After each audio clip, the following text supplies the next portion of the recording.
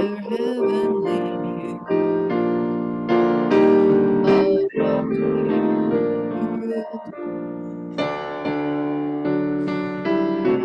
world finds.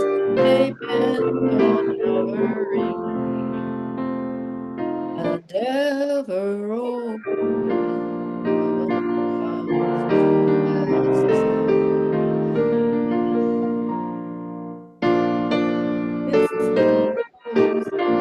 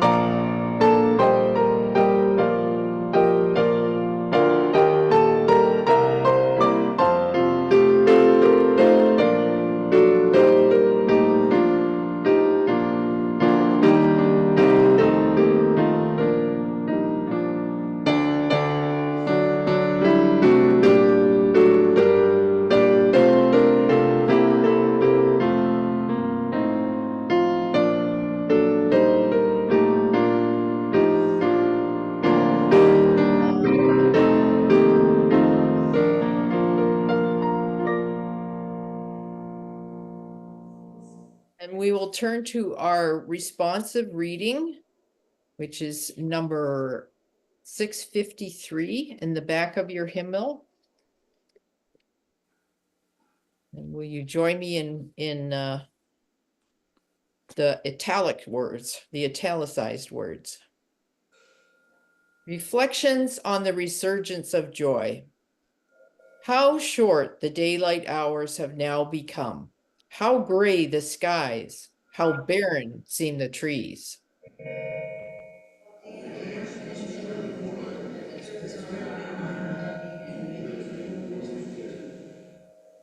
But there is that in me which reaches up toward light and laughter, bells and carolers.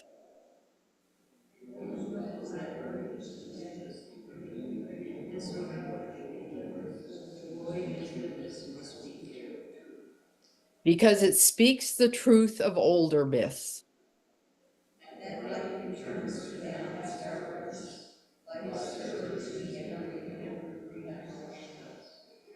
And babes are hope and saviors of the world, as miracles abound in common things. Rejoice and join that.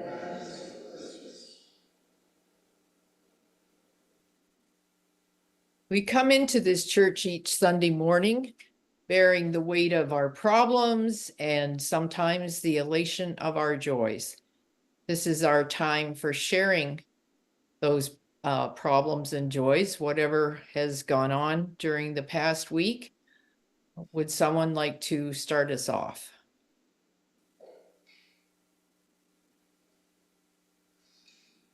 I can start us off here. The offstage IT guy. Let's try to put myself in a camera shot here. My wife Patty got back from her annual trip to St. Thomas last night. She was safe and sound, so I always worry about her. Probably shouldn't because air travel's safe, but there it is. I always worry, so she's home. And we have a concern that our pianist, as you can see, Patty Callback, has been fighting an illness all week, and so as a result, she's not with us this morning, and that's the reason for the recorded music. So anyway, we're wishing her a speedy recovery. And one other thing, just personal joy, is I got us a thing. We have a problem in the church with the sound system squealing and howling sometimes, and I bought us a device and had trouble setting it up, but I tried again this week and it seems like it's better. So no, at least so far this morning, no screaming and howling. So that's that's a minor victory, at least for me. So thank you. Well, we could have screaming and howling kids. That would be different. Do we have others? Yes, we do. Good. My name's Meg, and I have a blessing. A year ago, fall of 2022, I bought a car, a PT Cruiser, and it was a lemon. And I had it for a year, and we tried to fix it off and on. And I never knew if it would start where I would go. So my dear fiance, Luther, who I'm planning to marry in this church next year, gave me a car. He gave me the Cadillac outside, and I got the title in the mail today, or Friday. So I just, I'm incredibly grateful because that allows me to be able to come up to this church and to do a lot of other things too. And I remember Marge used to take me just to drive me over here. So with that, I'm grateful. Thanks. Nice to have generous people in your life.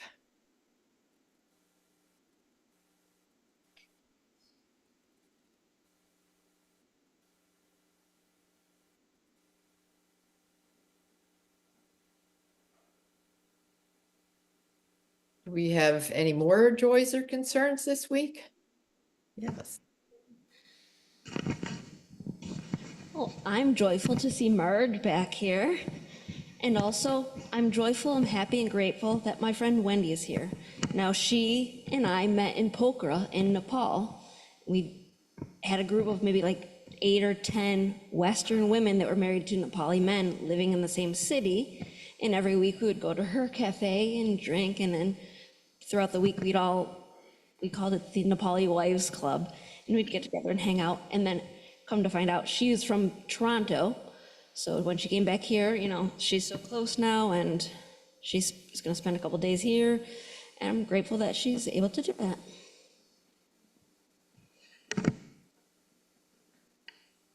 Very nice.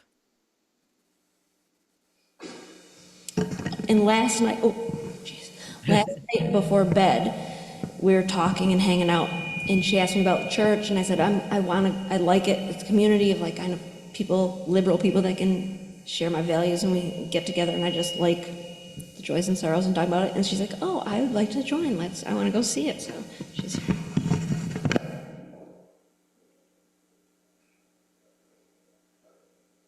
I'm sure there must be a Unitarian Universalist church in Toronto.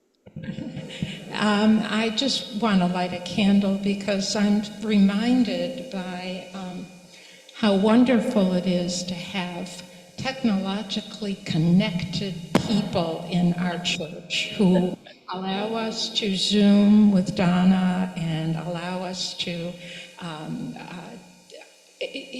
we had a wonderful sermon when Ron couldn't come because Bill had found some great sermons, and that was part of our church service.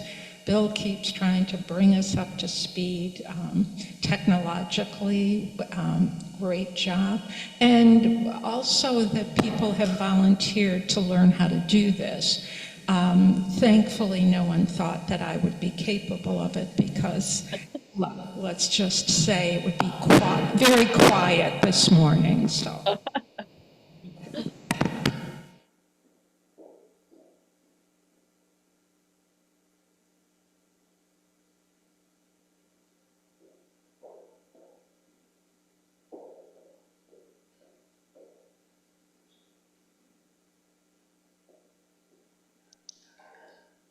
Do we have any other joys or concerns?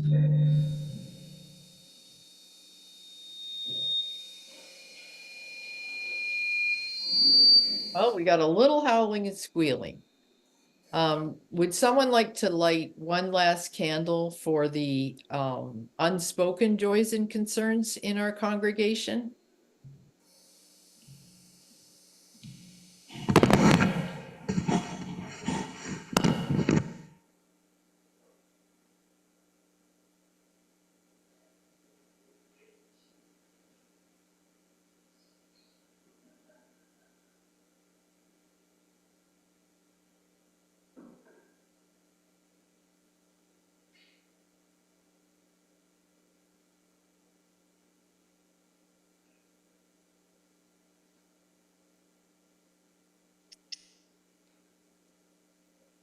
This church is here for you and I, the members of this congregation.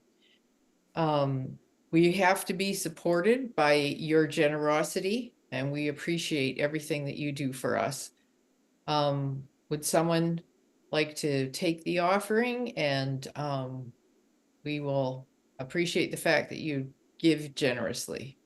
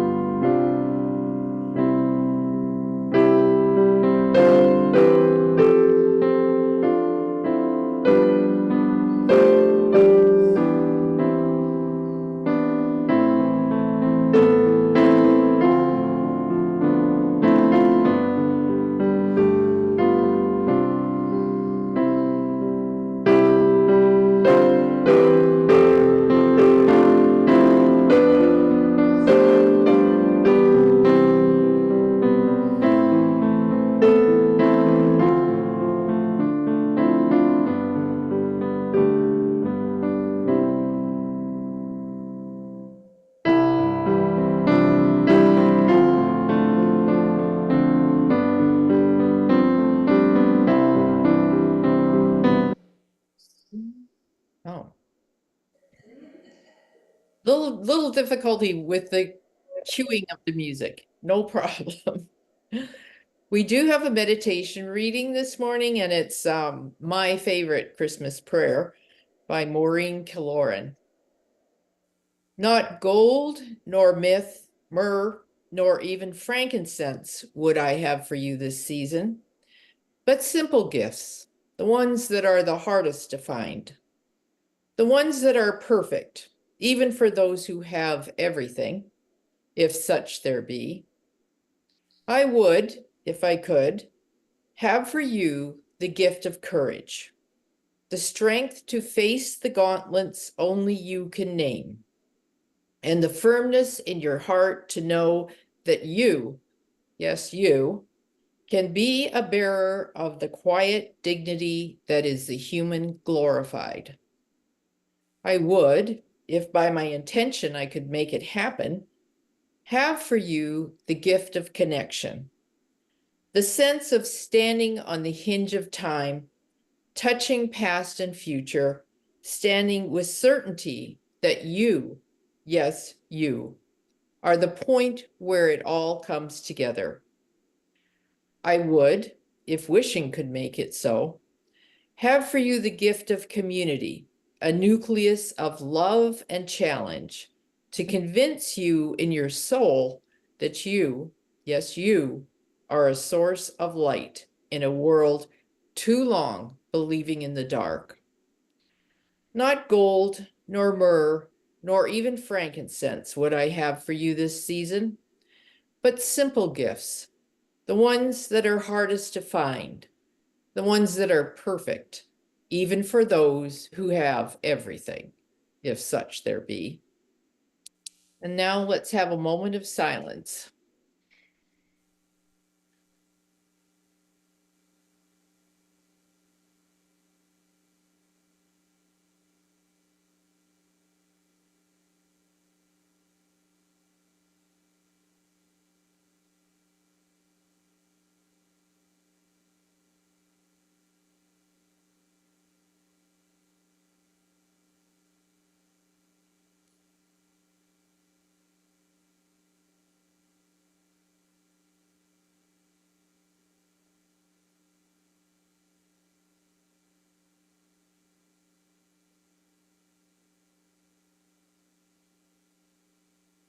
On Friday, despite the fact that it was 23 degrees out here, I took my dog Stony for a walk in the woods. It was absolutely beautiful. There was about 2 inches of fresh snow on the ground. The sun was shining, silhouetting the bare branches of the trees. The air was just crisp and fresh. I hadn't been out walking the day before because of the weather, and given the stress that I feel at this time of year, I needed the peace and quiet and the connection with nature. For me, a walk in the woods is a meditation. In my family, communing with nature was one of our family values. It's always made me feel that I was truly a part of this big blue boat that carries us around the sun year after year. In our society, we like to think that family values are something that we all hold near and dear to our hearts, and they are something that we all have in common. That somehow we learn similar rules, mores, and norms when we are raised in a nuclear family, which is made up of some kind of system with parents and children. It being the parents' job to instill these family values in the upcoming generations. In today's world, however, this nuclear family can look very different for different people. Grandparents can be raising grandchildren. Parents can be the same sex or have transitioned from one sex to another. Children may be biologically connected to two parents, one parent, or neither. In the so-called modern family, the combinations are almost endless.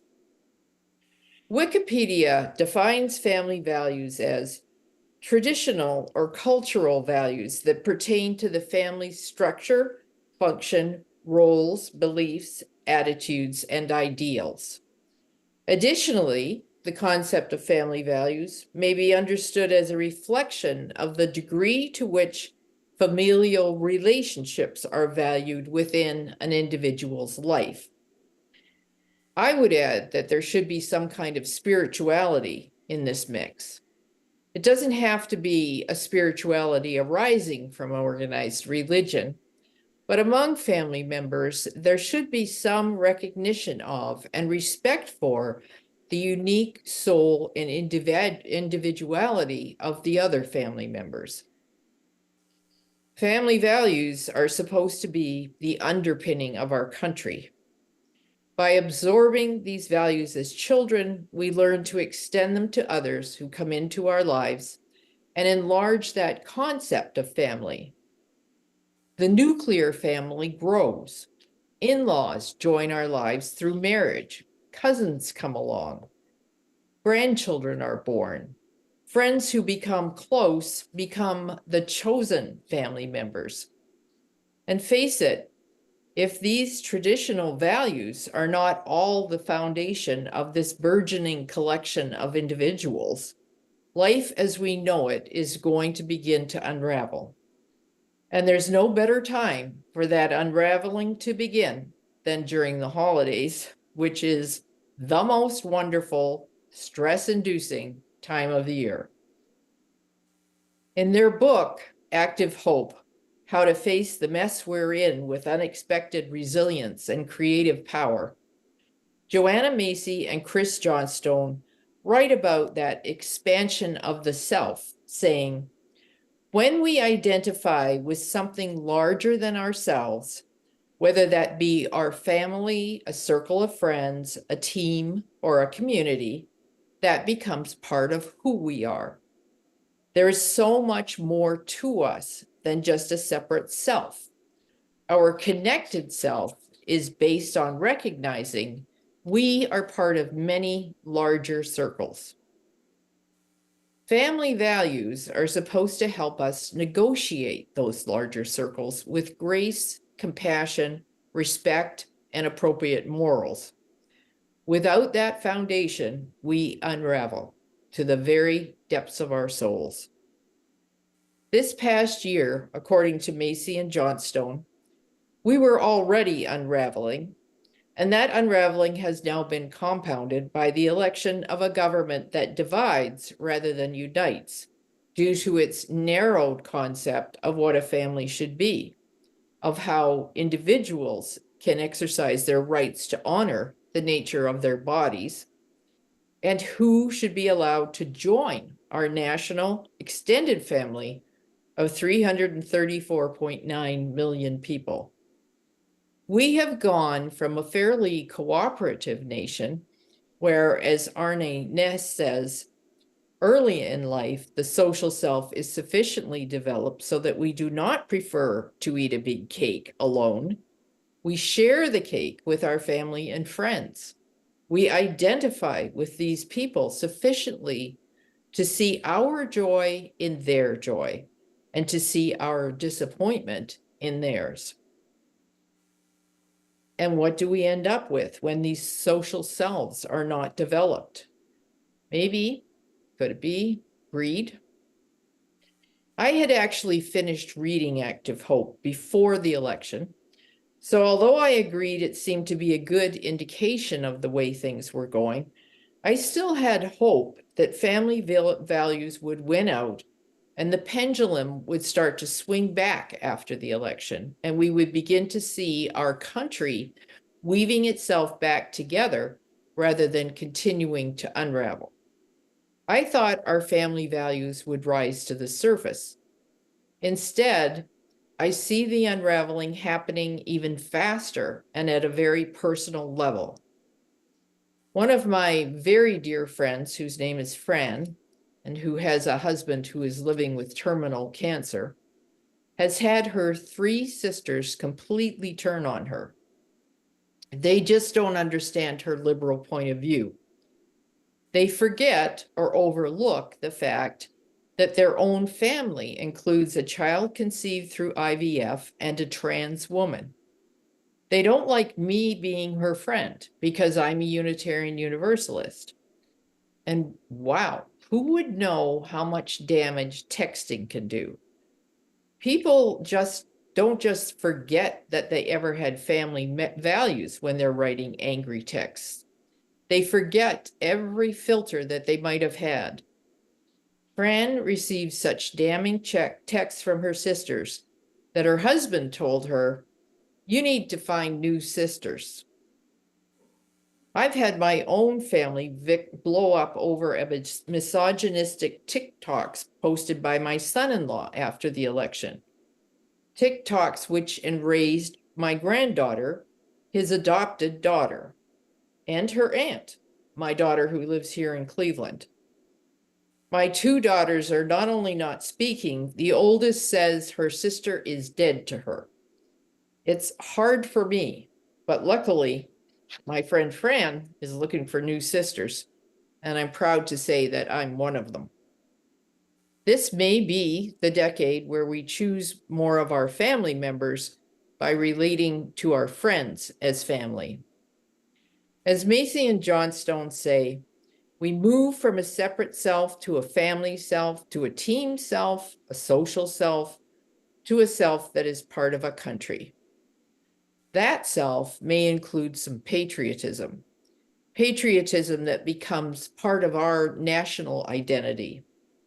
We should also have a dimension of ourselves that views our role as a tiny piece of our planet, Mother Earth.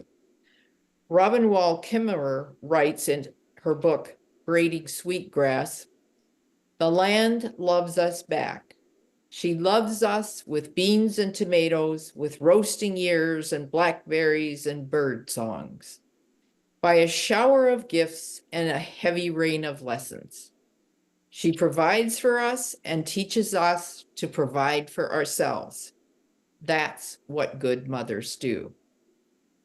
Good children return the favor, and it's our job to be good children to Mother Earth."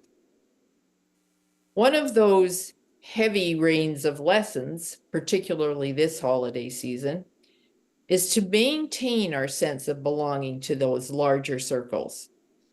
Because if we lose them, we will lose our motivation to be there for our communities and our environment.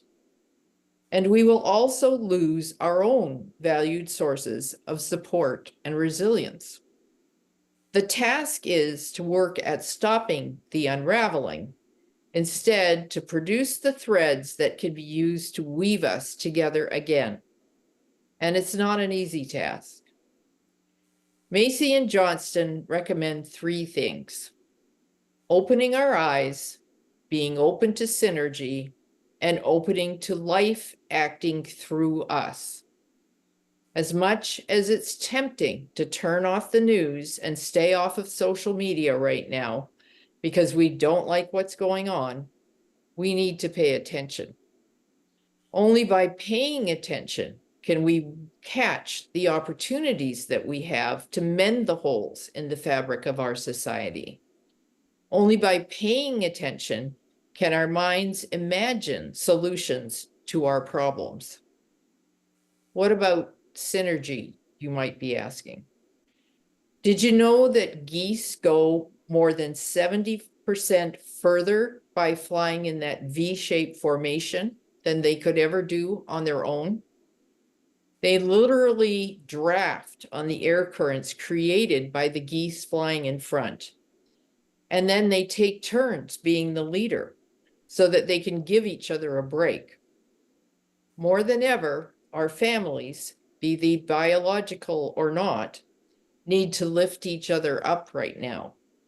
We need to take turns being the leaders and the followers so that we can bring ourselves back together. Our spirituality here in this church is a critical factor in doing this. By maintaining our own sense of grace, we can spread that grace through other circles, role modeling for others what compassion and empathy can do for everyone in our families, teams, and country. How can we be open to life acting through us? How does a football team score a touchdown?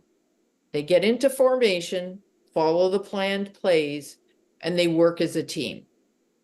No one scores alone. If you want to know more about how to approach people who think differently from you, there's a grassroots organization called Braver Angels that works to show people how to approach disagreement with curiosity and respect rather than hostility and avoidance. One of the women in my widow's support group was in total despair about trying to talk to her MAGA brother until she went to a few workshops by Braver Angels. In the end, she and her brother had a long, productive discussion about the immigration problems that we face, and they sat down together and wrote an article about how some of the issues could be solved based on the ideas that they came up with that they actually agreed upon. No one scores alone. Good family values do not ignore or denigrate the emotions of others. When we do that, we cut into our loved ones' very souls. Good family values mean being respectful and sensitive to the feelings of others. There is no doubt there is rage out there.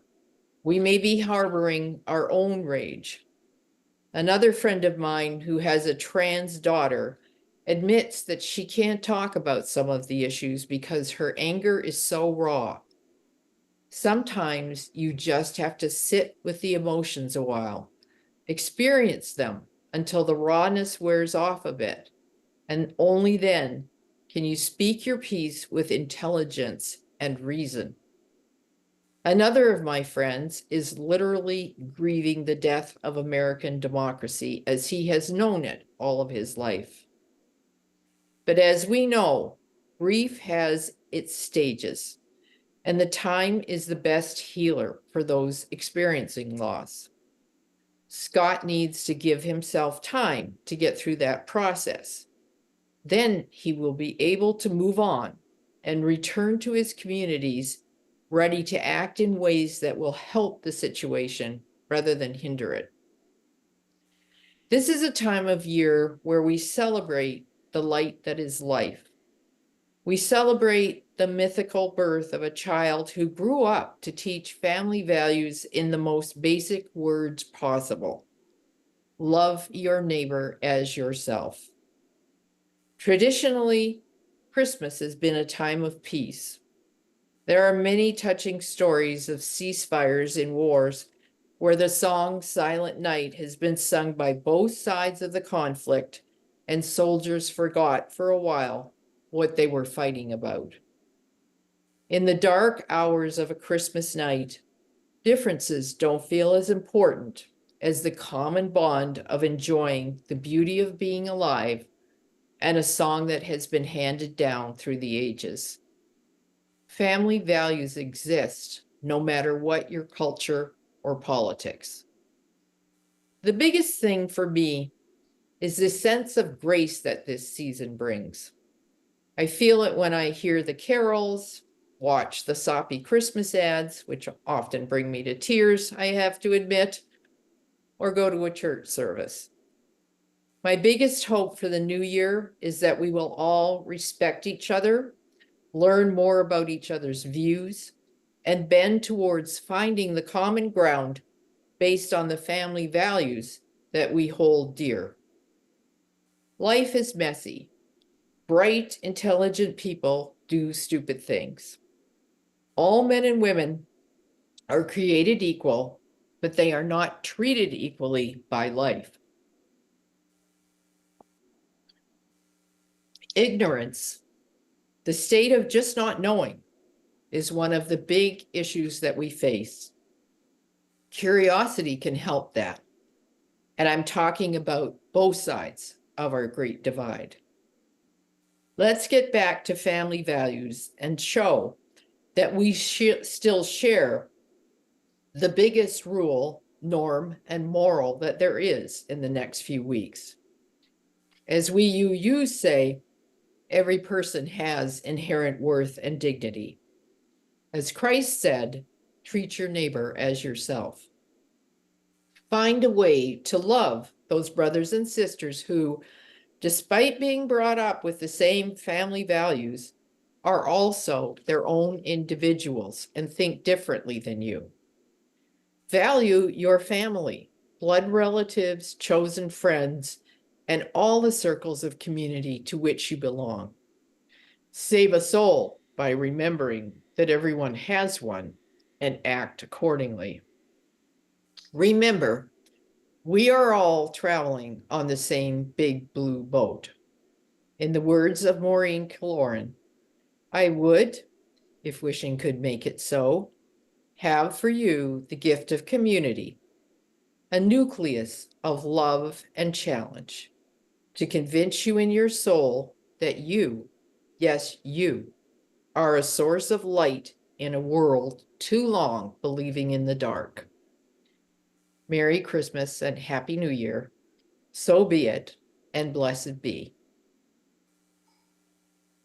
Then we will sing our second hymn, which is number 226. People Look East.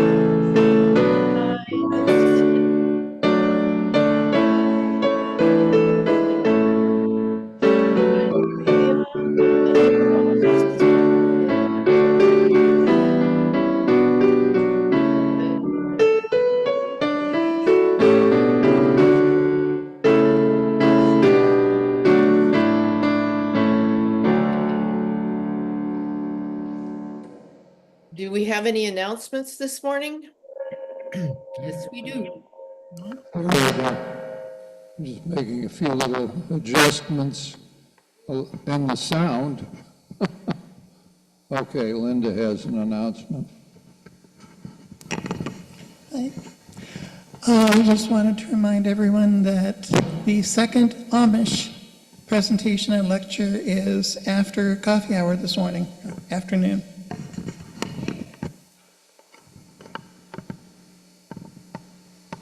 And just a quick follow-up announcement that Erica has been in touch. She's going through a family crisis of sorts with her ex-husband having passed away and in Greece, and the daughter is living there. A lot of unfinished family business. Erica's there on site, flew over there for a month to help. She's been in touch, and apparently her efforts are bearing fruit, and so we're all glad about that. That it seems like a struggle for her from what she writes, but she's bearing up well. So I just thought people would want to know. Incidentally, just the order of service we're using today was composed by her in Greece and emailed here and printed here and cut up for your use and enjoyment today, so that she's very attuned to what's happening here, even though she's far away, just so you know. It's wonderful that she's thinking of us. Does anyone have anything else?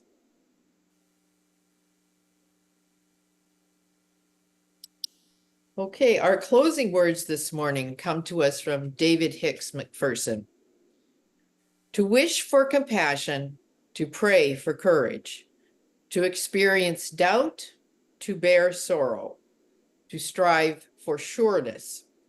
All these qualities for which each of us should be grateful, but to feel a genuine fellowship for the whole human family, to act so that our empathy is evident wherever we go. That's the object. That is the lifelong goal. And will you join me in the words for extinguishing the chalice? We extinguish this flame, but not the light of truth, the warmth of community, or the fire of commitment. These we carry in our hearts until we are together again. And I think Bill has one last hymn for us as a postlude. It's a carol. I thought maybe we could use Joy to the World as a kind of a closing theme, since it is Awesome. Christmas season.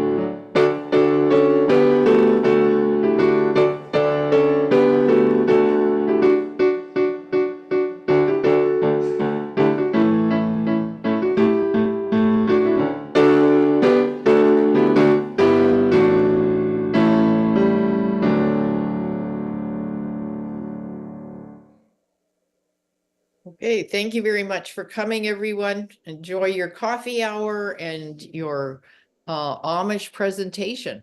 That sounds like fun. And I will see you in January. Thanks, Donna. You're welcome.